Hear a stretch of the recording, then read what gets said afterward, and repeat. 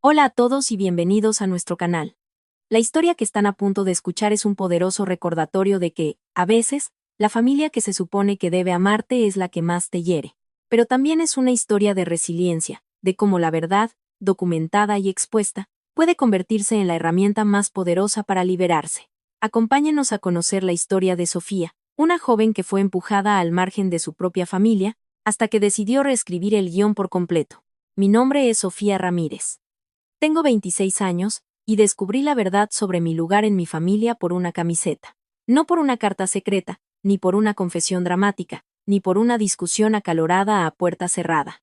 Una camiseta. Estaba doblada cuidadosamente sobre una silla en nuestra reunión familiar, justo entre otras dos camisetas que decían la niña dorada del legado y la hija que nos enorgullece. La mía decía en grandes letras negras: error genético. Todos la vieron antes que yo. Esa fue la parte que se me quedó grabada. Nadie se escandalizó. Nadie la quitó. Nadie dijo: ¡qué cruel! Solo esperaron a ver si me reía, lloraba o finalmente explotaba. Mi hermana estaba cerca de la mesa de postres con una camiseta que decía: la única hija que importa, y mi madre la miraba como si ella personalmente hubiera salvado el linaje familiar. Luego, alguien gritó que era hora de las fotos y me dijeron que me pusiera en el borde porque desequilibraba la composición. Sonreí. Me ajusté la horrible camiseta. Dejé que tomaran su foto familiar perfecta sin mí en el centro. Lo que no sabían era que yo ya no había venido a esa reunión como una hija herida. Había venido como alguien que ya había encontrado los registros, seguido el dinero y construido la historia que nunca quisieron que nadie escuchara. La reunión familiar de los de La Vega siempre se había presentado como una celebración de unidad, pero para mí, se sentía más como una función anual donde todos sabían su papel, excepto yo. Se celebraba en la vieja hacienda de mis abuelos en Jalisco, el tipo de lugar que mis parientes describían como histórico. Aunque la mayor parte de la historia había sido pulida, editada y enmarcada para halagar a los que aún vivían. Este año, la reunión era más grande de lo habitual porque mi hermana mayor, Isabella de la Vega, acababa de ser nombrada el rostro público de la nueva asociación civil de mi madre, la Fundación Legado de la Vega. Mi madre, Elena de la Vega, había pasado meses diciéndole a todo el mundo que la fundación fue creada para preservar la herencia familiar, apoyar a las mujeres jóvenes en el liderazgo y proteger los valores que nos construyeron. Le encantaban frases como esa, sonaban nobles, costosas e imposibles de cuestionar. Isabella flotaba por el jardín en un vestido de lino blanco, abrazando a los parientes, aceptando cumplidos y soltando esa risita suave que usaba cuando quería que la gente olvidara que tenía dientes afilados. Llegué sola, con una carpeta en mi bolsa y un teléfono cargado de documentos que había pasado 2 años recopilando. Nadie preguntó en qué había estado trabajando. Me preguntaron si todavía estaba haciendo esos videítos. Esos videítos eran documentales de investigación. Producía historias de largo formato sobre registros públicos, escándalos enterrados y personas que usaban sus apellidos para ocultar verdades horribles. Mi madre odiaba ese trabajo porque me enseñó a verificar todo lo que ella había pasado mi infancia negando. Cuando me registré en la mesa de bienvenida, mi prima me entregó la camiseta de la reunión sin mirarme a los ojos. La desdoblé y leí las palabras: error genético. Por unos segundos, todo el sonido se desvaneció. Los platos tintineaban en algún lugar detrás de mí. Los niños gritaban cerca de la alberca. Mi madre se reía desde el patio. Isabella me observaba por encima del borde de su vaso de agua de Jamaica, esperando. Miré la camiseta, luego la manta extendida en el césped. Mujeres de la Vega. Sangre, honor, legado. Fue en ese momento que entendí que el insulto no era accidental. Era una estrategia de marca. Mi madre había construido todo el día en torno a recordarme que yo era la falla en su historia perfecta. Me puse la camiseta en el baño de visitas porque negarme les habría dado la escena que querían. Cuando volví a salir, algunos parientes desviaron la mirada. Una tía susurró: no hagas un drama, Sofía. Casi me reí. Yo no había impreso la camiseta. Yo no había diseñado la crueldad. Solo estaba usando la evidencia. Durante la comida, mi madre se levantó para dar un discurso. Elogió a Isabella por ser la hija que llevaba el nombre de la Vega con gracia. Dijo: Isabella entiende el legado, el sacrificio y la responsabilidad familiar. Luego se volvió hacia mí con una sonrisa tan delgada que apenas tocaba su rostro y dijo: y Sofía nos recuerda que toda familia tiene sorpresas. Algunas son bendiciones. Otras nos enseñan a tener paciencia. Algunas personas se rieron. Isabella añadió: al menos nos da contenido. La mesa estalló en carcajadas. Sentí cada risa golpearme, no porque todavía necesitara su aprobación, sino porque finalmente vi lo cómodos que se sentían siendo crueles en público. Después de la comida, el fotógrafo reunió a todos cerca del gran ahuehuete. Mi madre guió a Isabella hacia el centro, colocó sus manos sobre los hombros de Isabella y dijo: mi única hija que realmente importó, me dijeron que me moviera más a la izquierda, luego más lejos. Y luego fuera del cuadro por completo porque, según Isabella, la camiseta arruina la estética. Me quedé junto a la cámara mientras sonreían sin mí. Durante la mayor parte de mi vida, eso me habría destruido. Ese día, confirmó mi cronograma. Había venido preparada para escuchar. Había venido preparada para dejar que me mostraran exactamente quiénes eran. Y lo hicieron. Cada broma, cada insulto susurrado, cada foto montada, cada frase pública fue grabada por el pequeño micrófono que llevaba sujeto bajo el cuello de mi blusa. No ilegalmente. No en secreto en algún espacio privado. Estaban hablando en un evento familiar público, rodeados de docenas de testigos, lo suficientemente alto como para que los extraños del personal de banquetes lo oyeran.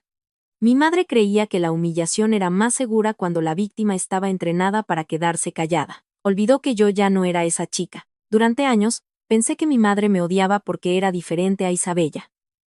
Isabella era refinada, sociable, obediente cuando le convenía y ambiciosa de maneras que mi madre entendía. Yo era callada, observadora, terca e imposible de controlar por completo porque recordaba los detalles. Cuando tenía 10 años, recordé a mi madre diciéndole a una vecina que Isabella fue planeada con amor, mientras que yo fui el resultado de una mala temporada.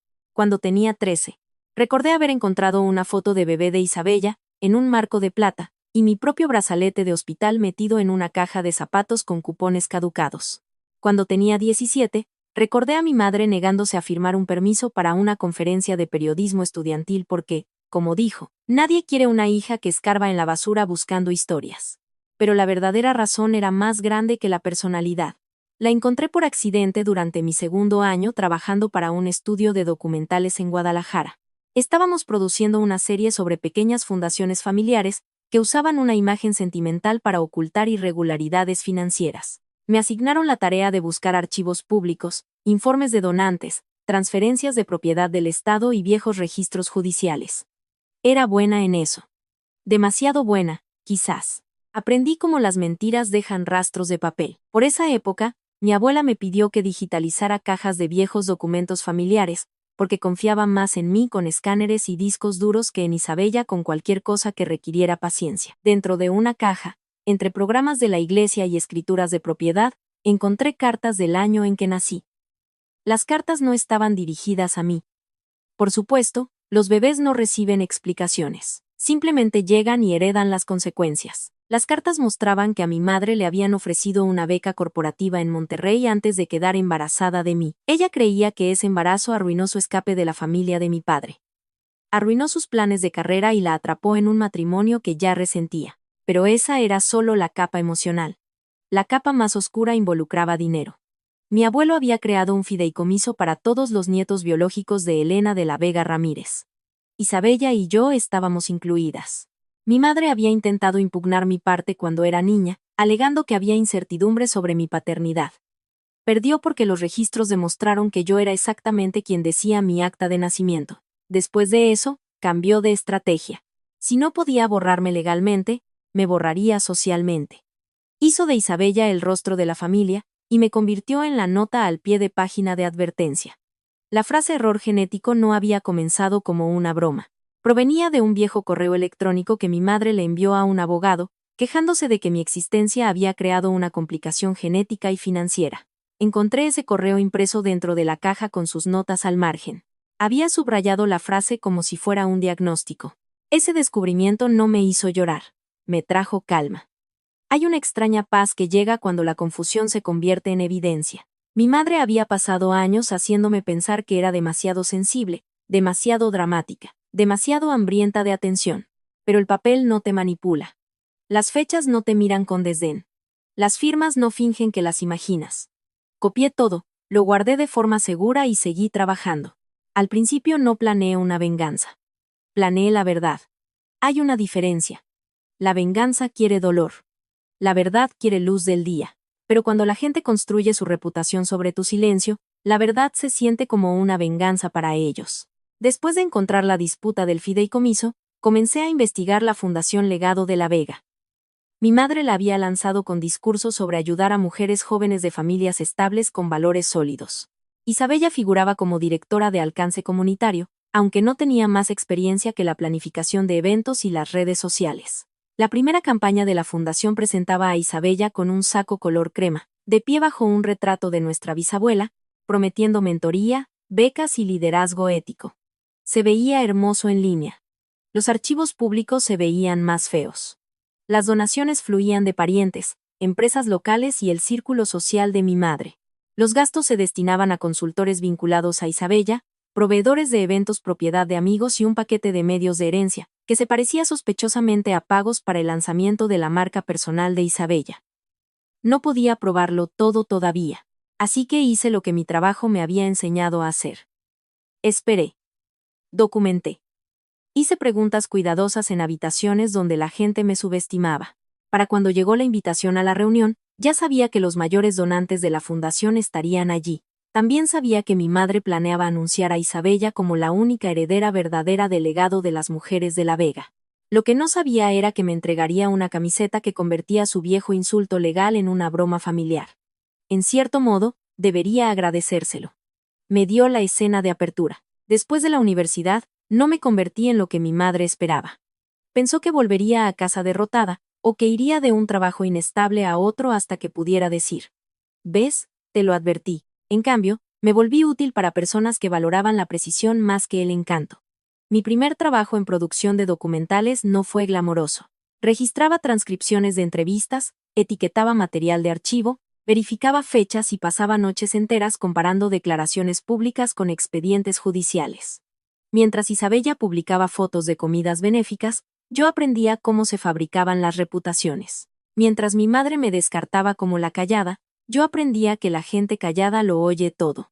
El primer gran proyecto en el que trabajé expuso a la junta de una escuela privada que había ocultado años de mala conducta detrás de placas de donantes y boletines pulidos. El segundo siguió a un funcionario municipal que usó el nombre de su padre fallecido para ganar contratos.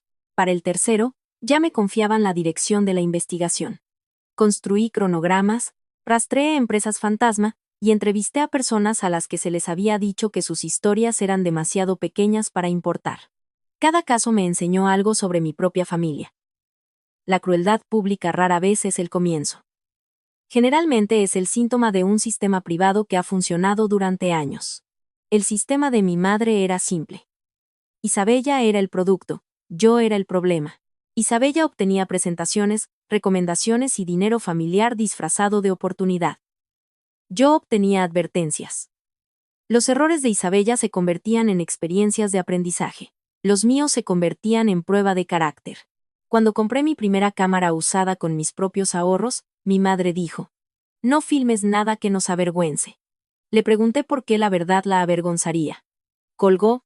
Cuando gané un premio regional por un corto documental sobre mujeres denunciantes en pueblos pequeños, Isabella me envió un mensaje de texto. Lindo, muy de nicho. Mi madre no me escribió nada, pero otras personas se dieron cuenta. Una plataforma de streaming de investigación me contrató como productora asociada. Un grupo de transparencia de organizaciones no gubernamentales me invitó a hablar en un panel. Una clínica jurídica me pidió que creara un video de capacitación sobre cómo la gente común podía solicitar registros públicos. Lentamente, me convertí en el tipo de persona que mi madre no podía descartar fácilmente sin parecer tonta.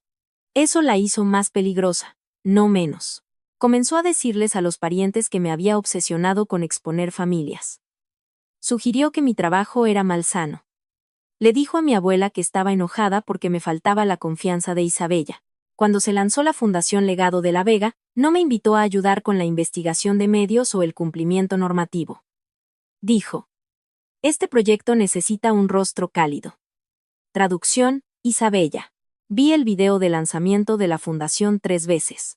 Isabella hablaba de hermandad, herencia y pertenencia mientras estaba de pie en el pasillo donde yo solía esconderme durante las fiestas de Navidad familiares. Mi madre estaba a su lado, radiante de orgullo. Recuerdo haber pausado el video en el segundo exacto en que mi madre dijo: "Toda mujer joven merece saber qué importa". Me quedé mirando esa frase durante mucho tiempo. Luego abrí una nueva carpeta en mi laptop y la llamé Legado. Al principio, la carpeta contenía capturas de pantalla, archivos públicos y páginas de donación.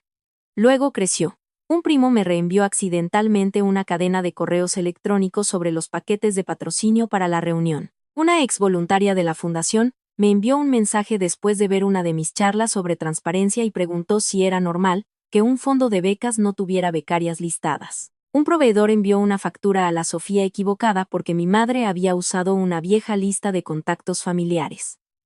Pieza por pieza, la hermosa historia se resquebrajó. Descubrí que la fundación había prometido 3 becas, pero las había retrasado 2 veces. Descubrí que Isabella le había cobrado a la fundación por vestuario, fotografía y un retiro de liderazgo que parecía un fin de semana de spa. Descubrí que mi madre había usado un lenguaje de valores familiares con los donantes mientras se burlaba en privado de las solicitantes de hogares monoparentales. La hipocresía no era solo personal, era pública. Aún así, dudé. No porque quisiera proteger a mi madre, sino porque una vez que la verdad se hace pública, no solo quema a los culpables, sino que también calienta las manos de los chismosos, los oportunistas y las personas que disfrutan de la destrucción más que de la rendición de cuentas. Necesitaba que la historia fuera limpia, documentada y justa, así que contacté a un abogado que trabajaba con periodistas. Eliminé todo lo que era meramente emocional. Me quedé con lo que se podía verificar. Solicité comentarios usando correos electrónicos formales, no mensajes de texto furiosos. Mi madre ignoró cada solicitud porque asumió que estaba buscando atención. Isabella respondió con un emoji de risa y escribió: "¿Sigues tratando de ser relevante?".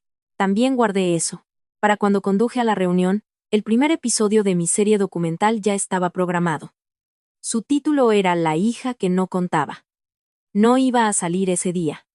Todavía no. Quería darles una última oportunidad de mostrar decencia. Luego vi la camiseta. La foto familiar se convirtió en el símbolo de todo lo que me habían hecho. Y la parte más divertida es que ellos mismos la crearon. Después de que el fotógrafo me dijera que saliera del cuadro, hice exactamente lo que me dijeron. Me paré a su lado y observé a la familia de la Vega organizarse en un retrato de amor selectivo. Mi madre colocó a Isabella en el centro. Mis abuelos se sentaron al frente. Los primos se inclinaron desde ambos lados. La gente se ajustaba los cuellos, se arreglaba el pelo y les gritaba a los niños que sonrieran. Nadie preguntó dónde estaba yo. El fotógrafo, un hombre cansado que claramente quería sobrevivir al trabajo e irse a casa, me miró una vez con lástima. Le di un pequeño asentimiento para que continuara. La cámara hizo clic. Mi madre se veía radiante. Isabella se veía victoriosa. Yo me veía ausente, que era exactamente como me preferían. Luego mi madre decidió que la ausencia no era suficiente. Me llamó de nuevo al cuadro para lo que llamó una versión divertida. En esa versión, me dijeron que me parara en el borde sosteniendo un cartel de cartón que Isabella había preparado y que decía: "El pilón". La gente se rió tanto que uno de mis tíos derramó su agua de horchata en los zapatos. Sostuve el cartel. Sonreí. No porque fuera divertido, sino porque sabía que había cámaras por todas partes. Isabella transmitió parte de ello a sus seguidores privados. Un primo publicó clips en un chat grupal familiar. Alguien del círculo de donantes de la fundación grabó a mi madre diciendo: "Sofía siempre ha sido nuestro pequeño giro inesperado en la trama". Cada frase cruel se convirtió en confirmación. Cada risa se convirtió en contexto. Durante el postre, mi abuela me llevó a un lado cerca de la cocina y susurró: "Lo siento, mi niña". Le pregunté por qué nunca lo detuvo. Sus ojos se llenaron de lágrimas, pero no respondió. Ese silencio dolió más que la camiseta. Las personas crueles solo pueden construir escenarios cuando las personas pasivas proporcionan la madera. Fui al pasillo de arriba para respirar y encontré a Isabella, de pie fuera de la vieja oficina, mirando su teléfono. Levantó la vista y sonrió con suficiencia. "Estás tomando esto mejor de lo esperado", dije. Quizás ya lo esperaba. Se acercó, bajando la voz. "Deberías estar agradecida de que mamá te deje venir. ¿Sabes lo humillante que es para ella tener que explicarte a la gente?". "¿Explicarme cómo?", pregunté. Isabella se encogió de hombros. "El trabajo raro, la actitud, el hecho de que siempre actúas como si fueras moralmente superior, cuando en realidad solo eres indeseada. Ahí estaba. Limpio, directo, sin metáforas. Sentí que algo dentro de mí se desprendía. No se rompía, se desprendía. Una última cuerda soltándose. Le pregunté si creía en el mensaje de la fundación de que toda mujer joven importa. Se rió. Eso es marketing, Sofía. Por favor, no seas ingenua. Le di las gracias. Ella frunció el ceño, de repente sospechosa, pero me alejé antes de que pudiera preguntar por qué. Abajo, mi madre comenzó el anuncio de la fundación. Se paró bajo el ahuehuete con Isabella a su lado y agradeció a los donantes por creer en la próxima generación de mujeres de La Vega. Luego anunció que Isabella lideraría una gira nacional de mentoría financiada con nuevas donaciones. La multitud aplaudió. Mi madre levantó la mano de Isabella como una campeona. Yo estaba de pie en la parte de atrás, con la camiseta que habían elegido para mí, y observaba a los donantes aplaudir un programa cuyo fondo de becas no había pagado a las chicas que prometió ayudar. Mi teléfono vibró. Era mi editor. La revisión legal final está lista. Lánzalo cuando estés preparada. Miré a mi madre. Estaba diciendo. El legado no es solo lo que heredamos, es lo que protegemos. Por primera vez en todo el día, casi hablé. Casi caminé hacia el micrófono y expuse todo allí mismo, frente al ahuehuete y la mesa de pasteles y los parientes que se habían entrenado para no defenderme. Pero la ira pública me habría hecho parecer inestable. Mi madre sabía cómo sobrevivir a las escenas. No sabía cómo sobrevivir a la documentación. Así que me fui. Sin discurso, sin lágrimas, sin portazos. Caminé hacia mi coche, me quité la camiseta, la doblé con cuidado, la metí en una bolsa de evidencia transparente que había traído para los documentos y me alejé. En la primera gasolinera fuera del pueblo, abrí mi laptop, me conecté al Wi-Fi y subí una nueva imagen de apertura a la página del documental. La foto de la reunión de los de La Vega, con un espacio en blanco donde yo debería haber estado. Debajo, escribí una sola frase. Algunas familias no ocultan su crueldad. La imprimen en algodón. Luego programé el lanzamiento para las 7 a.m. de la mañana siguiente. A las 6:58 a.m. estaba despierta, sentada en la mesa de mi cocina con un café que no había tocado. Había dormido quizás 2 horas. Mis manos estaban firmes, pero mi cuerpo entendía que la vida estaba a punto de dividirse en un antes y un después. A las 7:00, el documental se publicó. Comenzaba con el audio de la reunión, no la peor parte.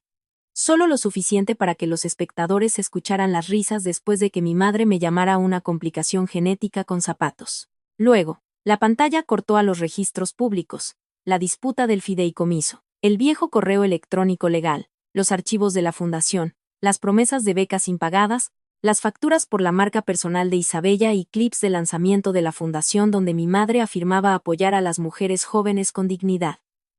Narré con calma. No llamé a mi madre malvada. No llamé a Isabella una fraude. Dejé que sus palabras se enfrentaran a sus documentos. Eso fue suficiente. A las 7:12, apareció el primer comentario de alguien fuera de mi círculo. Esto es horrible. A las 7:25, un periodista local lo compartió.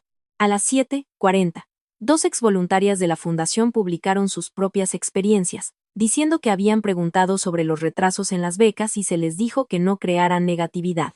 A las 8:03, una donante comentó que quería una contabilidad de cada peso. A las 8:17, mi teléfono sonó por primera vez. Isabella. No contesté.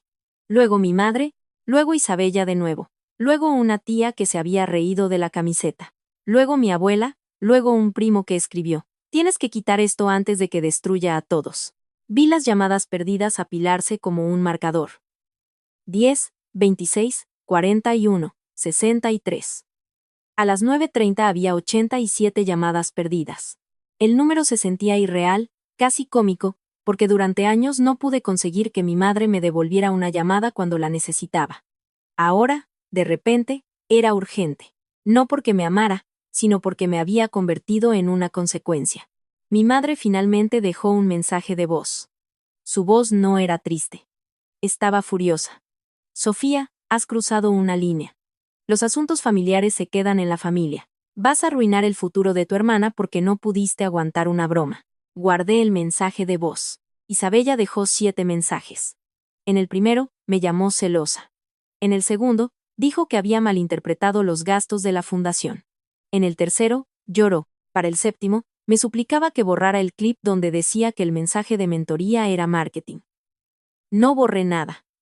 El equipo legal de la plataforma documental ya había archivado cada fuente.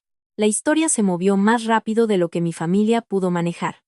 El patrocinador corporativo más grande de la fundación pausó su colaboración al mediodía.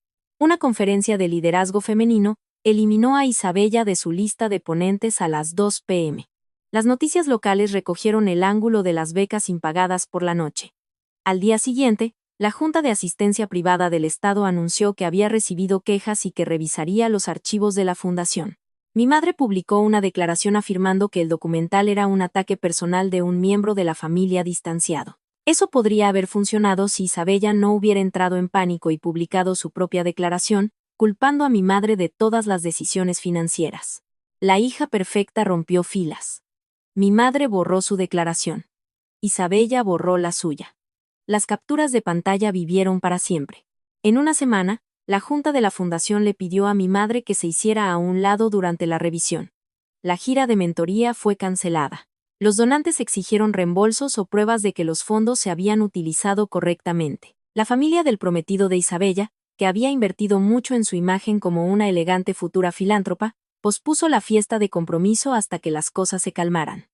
No se calmaron. Mis parientes, las mismas personas que me habían visto sostener el cartel de El Pilón, comenzaron a enviarme variaciones de la misma frase. No tenía idea de que fuera tan grave. Algunos se disculparon.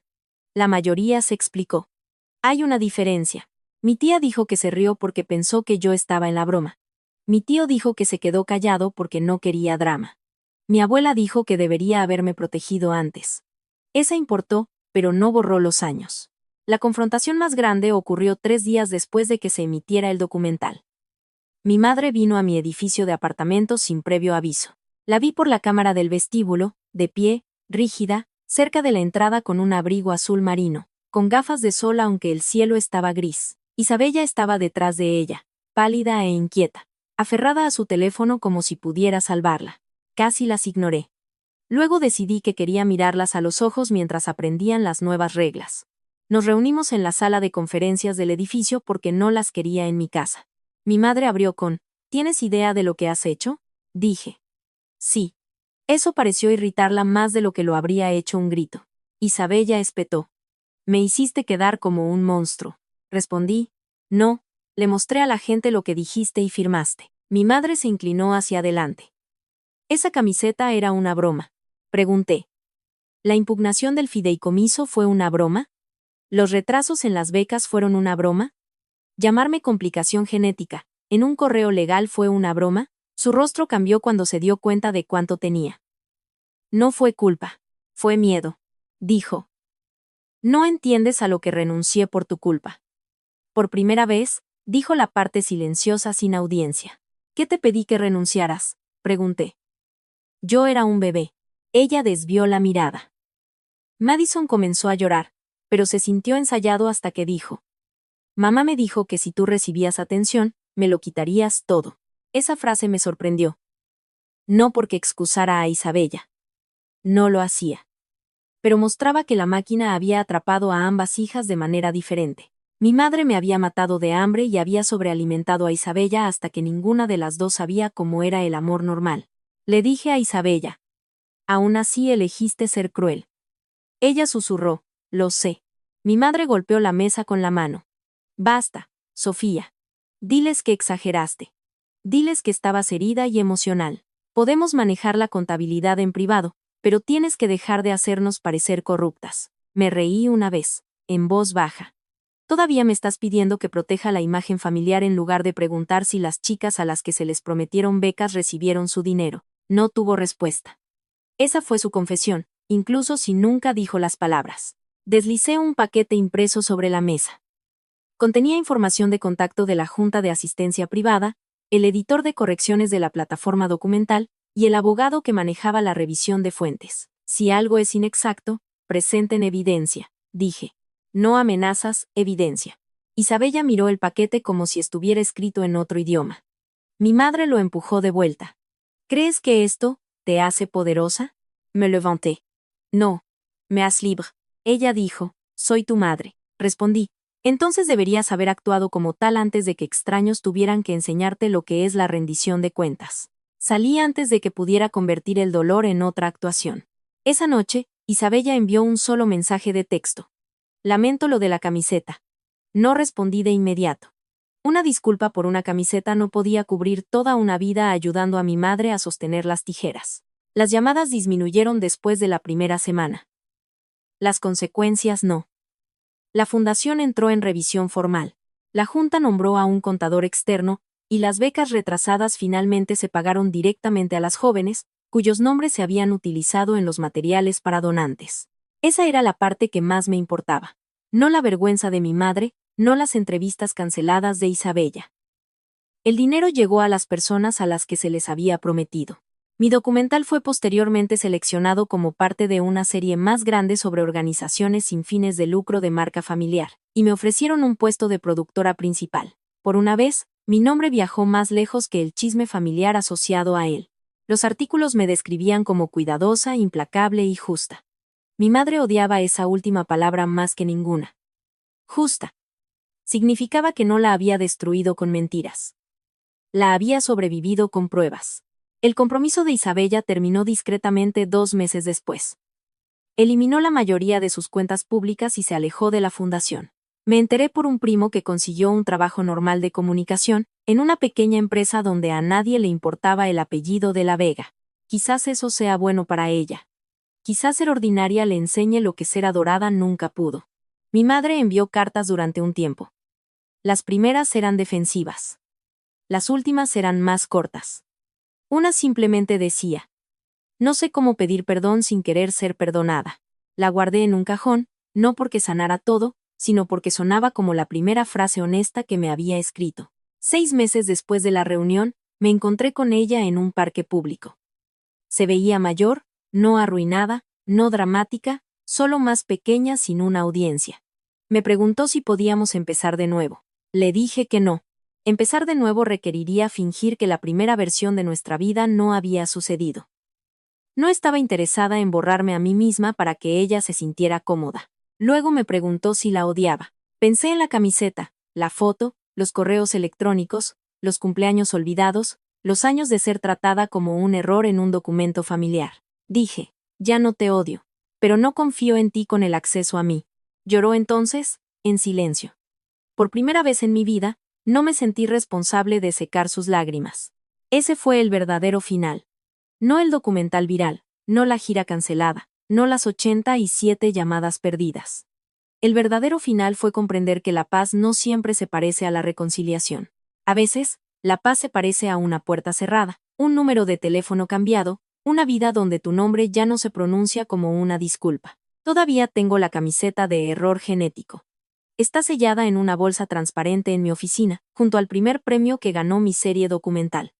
La gente pregunta por qué la guardo. La guardo porque me recuerda que la crueldad puede convertirse en evidencia, el silencio puede convertirse en testimonio, y la persona que empujaron fuera de la foto todavía puede controlar el encuadre. La lección es simple, pero me llevó años aprenderla.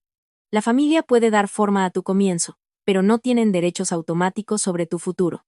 El amor sin respeto es control. La lealtad sin honestidad es una jaula. Y si la gente solo te valora cuando eres callada, obediente y fácil de borrar, entonces su aprobación no es un premio que valga la pena ganar. Construye tu vida con hechos, coraje, educación y respeto propio. Aprende a documentar tu verdad. Aprende a proteger tu paz. Aprende cuando el perdón es saludable y cuando la distancia es más sabia. Mi madre una vez llamó a mi hermana la única hija que importaba. Luego todo cambió. No porque finalmente me eligieran a mí, sino porque finalmente dejé de esperar a ser elegida. Agradecemos sinceramente a todos los que apoyan estas historias y se quedan hasta el final. Todo en este video es ficticio, una dramatización creada únicamente con fines de entretenimiento y educativos. Esperamos que les recuerde que cuando las personas no muestran respeto por tu dolor, tus límites o tu humanidad, elegirte a ti mismo no es solo una opción. Se vuelve una necesidad. Gracias por escuchar, y no olviden que su propia historia merece ser contada, en sus propios términos. Hasta la próxima.